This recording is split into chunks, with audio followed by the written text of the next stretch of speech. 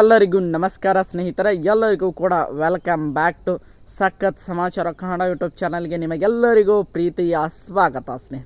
ಸ್ನೇಹಿತರೆ big Boss Kannada season 11ರಲ್ಲಿ ತುಂಬಾ ಚೆನ್ನಾಗಿ ಎಲ್ಲರೂ ಕೂಡ ಬಿಗ್ ಬಾಸ್ ಮನೆಯ ಆಟವನ್ನು ಆಡೋದ್ರ ಮೂಲಕ 6 ಜನ ಫಿನಾಲಿಗೆ ಎಂಟ್ರಿ ಕೊಟ್ಟಿದ್ದಾರೆ. ಸ್ನೇಹಿತರೆ, ನಿಮಗೆಲ್ಲರಿಗೂ ಕೂಡ ಗೊತ್ತಿರುವ ಹಾಗೆ ಶನಿವಾರ ಹಾಗೆ ಭಾನುವಾರ ಸಾಯಂಕಾಲ 6 ಗಂಟೆಗೆ ಬಿಗ್ ಬಾಸ್ ಕನ್ನಡ ಸೀಸನ್ 11ರ ಗ್ರ್ಯಾಂಡ್ ಫಿನಾಲಿ ಇದೆ ಅನ್ನುವಂತಹ ಒಂದು ಪ್ರೋಮೋನು ಕೂಡ ಇವತ್ತಿನ ಬೆಳಗಿನ ಬಿಟ್ಟಿದ್ದಾರೆ ಅಂತಲೇ ಹೇಳ್ಬೋದು. ಸ್ನೇಹಿತರೆ, ಯಾರ್ಯಾರೆಲ್ಲ ಹೋಗಿ ನೋಡಿಲ್ಲ ಹೋಗಿ ನೋಡಿ ಅಂತ ಕೇಳ್ಕೊತಾ ಸ್ನೇಹಿತರೆ, ಉಳಿದಿರುವಂಥ 6 ಜನ ಬಿಗ್ ಬಾಸ್ನಲ್ಲಿ ಇರುವಂಥ 6 ಜನ ಸ್ಪರ್ಧಿಗಳ ಪೈಕಿ ಯಾರು ಎಷ್ಟು ವಿನ್ನಿಂಗ್ ಆಗುವಂತಹ ಚಾನ್ಸಸ್ ಇದೆ ಅನ್ನುವಂಥ ಮಾಹಿತಿ ಅಂದರೆ ಬಿಗ್ ಬಾಸ್ ಕನ್ನಡ ಸೀಸನ್ 11ರ ವಿನ್ನರ್ನ ಸರ್ವೆಯಲ್ಲಿ ಯಾರು ಮೊದಲನೇ ಸ್ಥಾನ, ಯಾರು ಎರಡನೇ ಸ್ಥಾನ, ಯಾರು 3ನೇ ಸ್ಥಾನ, ಯಾರು 4, 5, 6 ಹೀಗೆ 6 ಜನ ಇರುವಂತಹ ಸ್ಪರ್ಧಿಗಳ ಪೈಕಿ ಯಾರು ವಿನ್ನರ್ ಆಗುವಂತಹ ಚಾನ್ಸಸ್ ಎಷ್ಟು ಇದೆ ಅನ್ನುವಂತಹ ಮಾಹಿತಿಯನ್ನು ಈಗ ನೋಡ್ತಾ ಹೋಗೋಣ ಸ್ನೇಹಿತರೆ. ಅದಕ್ಕೋಸ್ಕರ ನಮ್ಮ ಚಾನಲ್ಗೆ ನೀವಿನ್ನೂ ಸಬ್ಸ್ಕ್ರೈಬ್ ಮಾಡ್ಕೊಂಡಿಲ್ಲ ಅಂದರೆ ಎಲ್ಲರೂ ಕೂಡ ಚಾನಲ್ಗೆ ದಯವಿಟ್ಟು ಸಬ್ಸ್ಕ್ರೈಬ್ ಮಾಡ್ಕೊಳ್ಳಿ.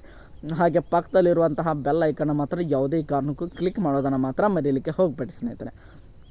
ಬನ್ನಿ ಸ್ನೇಹಿತರೆ, ವಿಡಿಯೋನ ಶುರು ಮಾಡೋಣ. ನಿಮಗೆಲ್ಲರಿಗೂ ಕೂಡ ಗೊತ್ತಿರೋ ಹಾಗೆ 6 ಜನ ಇದ್ದಾರೆ. 6 ಜನರ ಪೈಕಿ ಮೊದಲನೇದಾಗಿ 6ನೇ ಸ್ಥಾನದಲ್ಲಿರುವಂತಹ ಸ್ಪರ್ಧೆಯನ್ನು ನೋಡ್ತಾ ಹೋಗೋಣ. 6ನೇ ಸ್ಥಾನದಲ್ಲಿರುವಂತಹ ಸ್ಪರ್ಧಿ ನಮ್ಮ ರಜತ್ ಕಿಶನ್ ಅಂತಾನು ಹೇಳ್ಬೋದು ಸ್ನೇಹಿತರೆ. ರಜತ್ ಕಿಶನ್ ಅವರು ಬಿಗ್ ಬಾಸ್ ಕನ್ನಡ ಸೀಸನ್ 11 ಗೆಲ್ಲುವಂತಹ ಸಾಧ್ಯತೆ ಅಂದರೆ ವಿನ್ನಿಂಗ್ ಚಾನ್ಸಸ್ ಇರೋದು ಕೇವಲ 21% ಅಂತಾನು ಹೇಳ್ಬೋದು ಸ್ನೇಹಿತರೆ. 21% ಇರೋದ್ರ ಮೂಲಕ ನಮ್ಮ ರಜತ್ ಅವರು 6ನೇ ಸ್ಥಾನದಲ್ಲಿ ಮುಂದುವರಿತಾ ಇದ್ದಾರೆ ಸ್ನೇಹಿತರೆ. ಇನ್ನು ನೇರವಾಗಿ 5ನೇ ಸ್ಥಾನಕ್ಕೆ ಬರೋಣ ಸ್ನೇಹಿತರೆ. 5ನೇ ಸ್ಥಾನದಲ್ಲಿ ನಮ್ಮ ಉಗ್ರಂ ಮಂಜು ಅವರು ಇದ್ದಾರೆ ಸ್ನೇಹಿತರೆ. ಉಗ್ರಂ ಮಂಜು ಅವರು 46% ಪಡೆದುಕೊಳ್ಳೋದ್ರ ಮೂಲಕ ಅವರು ವಿನ್ನಿಂಗ್ ಆಗುವಂಥ ಸಾಧ್ಯತೆ 46% ಇದೆ ಅನ್ನುವಂತಹ ಮಾಹಿತಿಗಳು ಬರ್ತಾ ಇವೆ ಸ್ನೇಹಿತರೆ.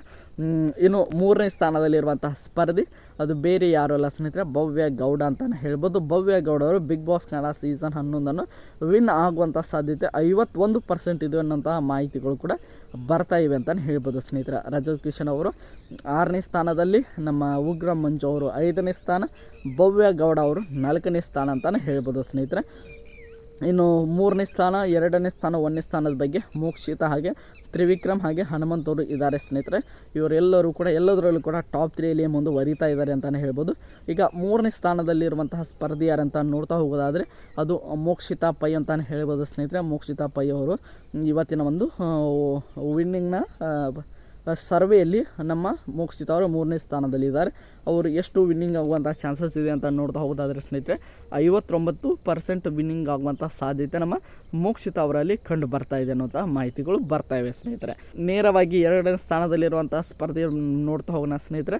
2ನೇ ಸ್ಥಾನದಲ್ಲಿರುವಂಥ ಸ್ಪರ್ಧಿ ತ್ರಿವಿಕ್ರಮ್ ಅಂತಲೇ ಹೇಳ್ಬೋದು ಸ್ನೇಹಿತರೆ. ತ್ರಿವಿಕ್ರಮ್ ಅವರು ಬಿಗ್ ಬಾಸ್ ಕನ್ನಡ ಸೀಸನ್ 11 ಗೆಲ್ಲುವಂತಹ ಸಾಧ್ಯತೆ ಎಷ್ಟಿದೆ ಅಂತ ನೋಡ್ತಾ ಹೋದಾದರೆ ಸ್ನೇಹಿತರೆ 93% ಒಂದು ವಿನ್ನಿಂಗ್ ಚಾನ್ಸಸನ್ನು ಹೊಂದಿರುವಂತಹ ನಮ್ಮ ತ್ರಿವಿಕ್ರಮ್ ಅವರು 2ನೇ ಸ್ಥಾನದಲ್ಲಿ ಇದ್ದಾರೆ ಸ್ನೇಹಿತರೆ. ನೋಡೋಣ ಯಾರು ವಿನ್ ಆಗ್ತಾರೆ ಅಂತ.